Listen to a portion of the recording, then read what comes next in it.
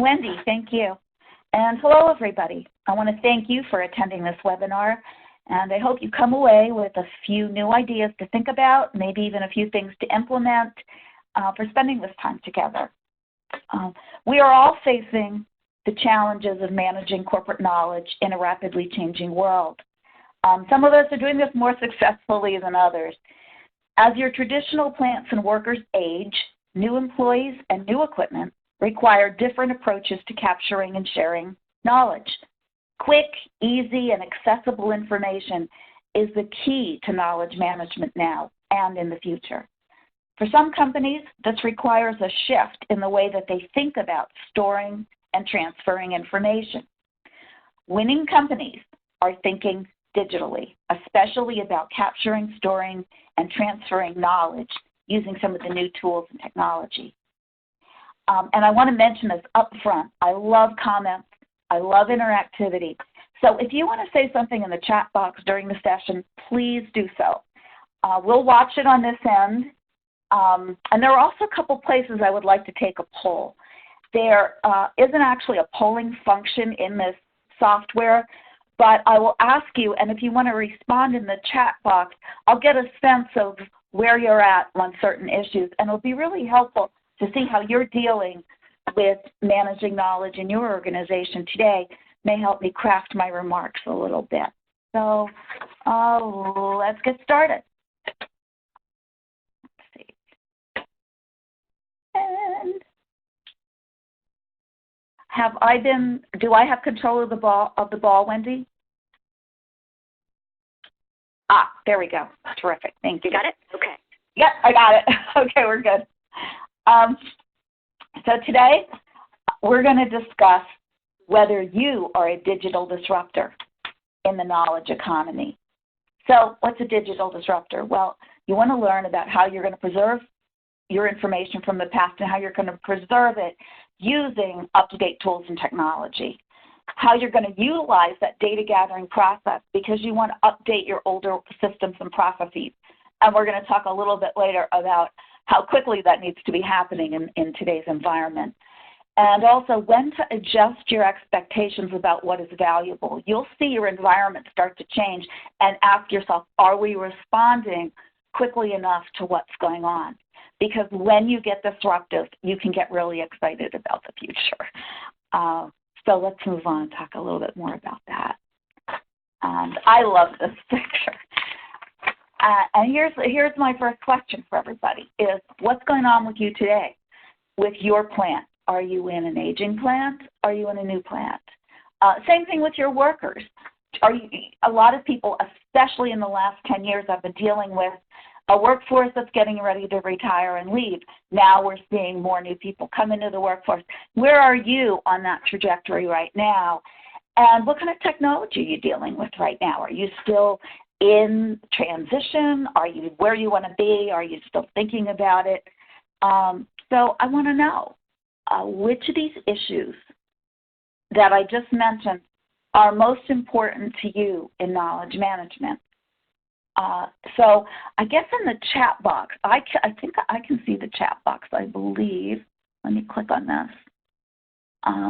Yeah, I should be able to see your answers. If you want to, new technology, there we go, I can see things. There, that's great. Anybody else have anything? Let's look at this and see if I can, here we go. 3, new technology. So 2 of them say new technology. That's most of them. 1 and 2, aging infrastructure, aging workforce, yeah. Yeah, I'm working with a group right now that's dealing a lot with that particular issue.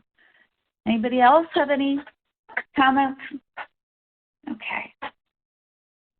And again, as we go on, if there's something you want to say, pop it in the chat box.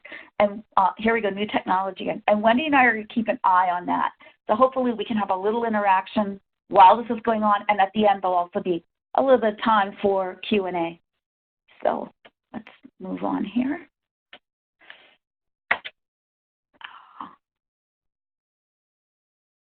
There we go. Okay. So knowledge management, it's a nice term, but what does it really mean? So when it comes to preserving knowledge, it doesn't really matter where you start. It only matters where you're willing to go.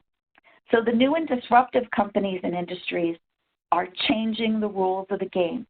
The winners, they have fully integrated into the digital economy already. But going digital is more than just automating your processes. Going digital is about automating the knowledge and the information and the learning systems you've got as well.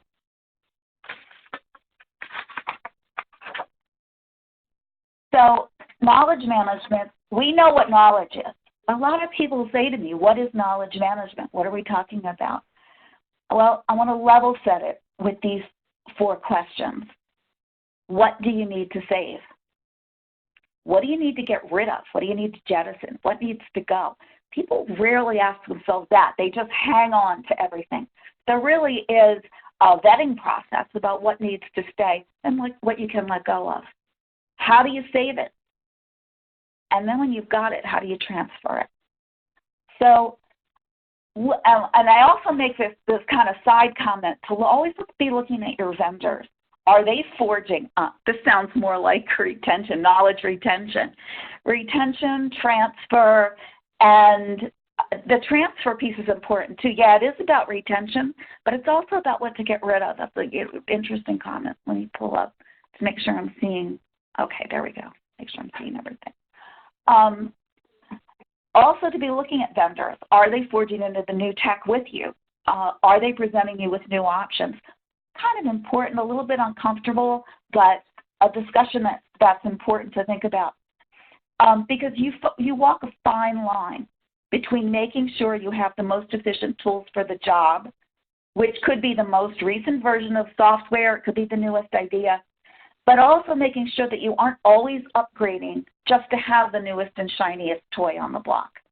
If you're able to capture, if you're able to store and transfer the knowledge you have efficiently in your organization right now and it meets your needs, stick with it. But it's a good idea to always keep doing that external sweep about what's new and what's forward-looking. You want to be selective in the tools that you choose because you want to make sure you're getting a measurable improvement for the money you're spending.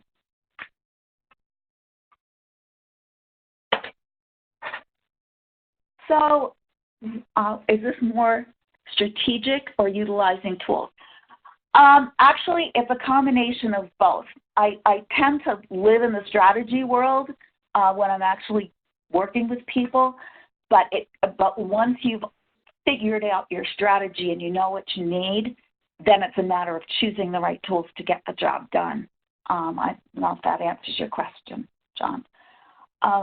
So what do you need to know? Well, when you know what you need to know, it's important to look at how you're collecting it. So does your software collect what you need to know easily? Is it easy for people to use? Is it safe? Is it secure? Transfer it. How does it transfer the information that you've got internally? Does it get that information where it needs to go, when it needs to be there at the point of need?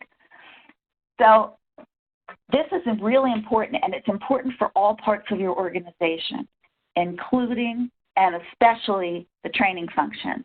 And he says, okay, content, more strategy on disseminating new knowledge to the organization. Okay. By the way, if you don't know what you need to know, that's a different presentation. I do have methodologies for talking about that and for finding what you need to know if you're not sure about that, but I don't want to go there today. I really want to talk more about how you're capturing it and how you're transferring it. So for now, assuming that you know where your internal information resides, the task you have is to capture it, to store it, to transfer it in a way that's accessible and secure at all points in the transaction.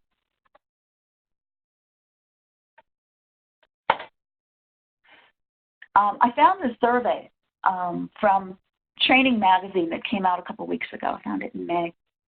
And it looks at the way people in your organization want to consume information and what that means for you. So if you look at the gray bar, it shows how employees, or in this case I think of them as learners, want to consume information today. Those gray bars